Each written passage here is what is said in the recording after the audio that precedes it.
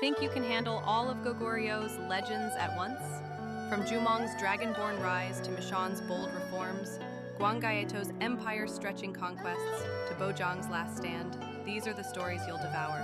Smash that like, subscribe, and ring the bell. Your next royal obsession starts now. What if a king minted coins, mapped the stars, and planted forests to save his realm? Meet King Yizhong. He launched medical and technical exams to fill the court with experts, opened a royal mint to standardize currency, and built Zhangsungdong Fortress against northern raids. He even sponsored an almanac and forest reserves to secure food, faith, and fleets. But as money changers schemed, astrologers guarded secrets, and nobles bristled at tree laws whose plots threatened the innovations he championed. And could the very tools of progress become the crown's undoing? What if a king traded sword for scroll and ship for sutra, only to ignite a military fury? Meet King Weizhong. He flooded Goryeo with exam-bred officials, funded massive Buddhist print runs at Hungdok, and launched a navy to protect coastal trade. Yet as generals seethed in sidelined ports, and palace poets clamored for his ear, whose secret blades were sharpening in the dark, and could the lavish culture that crowned his reign become the spark for his downfall? What if a teenage king balanced blade and plow, poetry and pagoda? Meet King Injong. He purged warrior clans to restore royal rule, convened a farmers' council to revolutionize crops, and turned civil exams into literary contests. He even built a towering temple pagoda and sealed an alliance with Khitan through royal marriage. But when purge lists went missing and satiric poems circulated in the night, whose ambition danced closer to the throne? And could his mix of mercy and might spark his undoing? What if a king ruled as a puppet, yet tried to heal his land? Meet King Myeongjong. He formalized soldier recruitment with a military service act, dug canals to tame floods and boost trade, and revived Zen Buddhism to calm a fractured society. He even distributed grain to starving peasants under a poor relief edict and sent enviable gifts to foreign courts.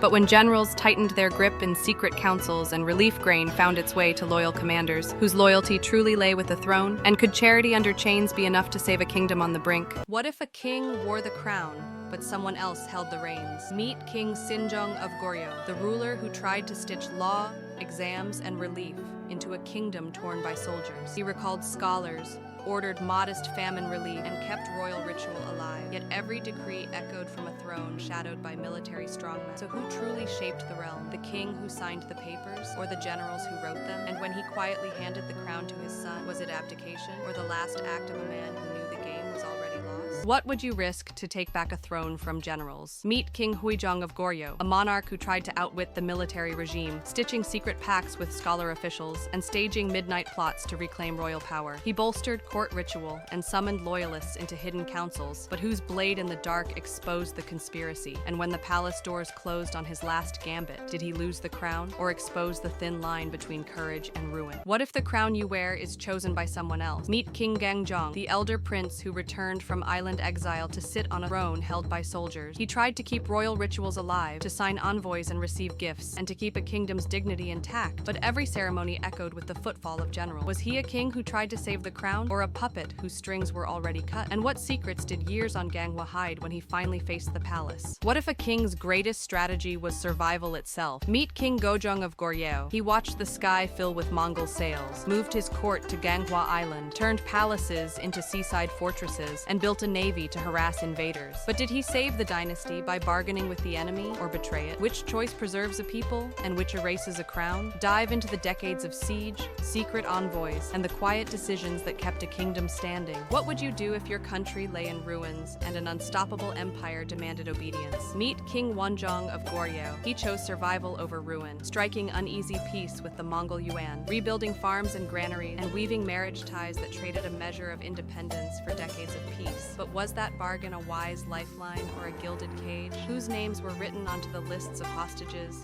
in which nobles quietly prospered while peasants rebuilt? Dive into the gray zone where survival and shame blur. Did Wonjong save Goryeo or sell it? What would you do if your kingdom survived only by bowing slightly to an empire? Meet King Chungnyeol of Goryeo. He chose marriage pacts and tribute over ruin, rebuilt shattered towns, and let foreign fashions and monks reshape court life. But was that compromise clever statecraft, or a slow sellout of sovereignty? Which courtiers cashed in on Yuan favor, and which plotted in shadows for a freer crown? Dive into the uneasy bargains, the royal weddings that rewrote alliances, and the small betrayals that echo louder than any trumpet.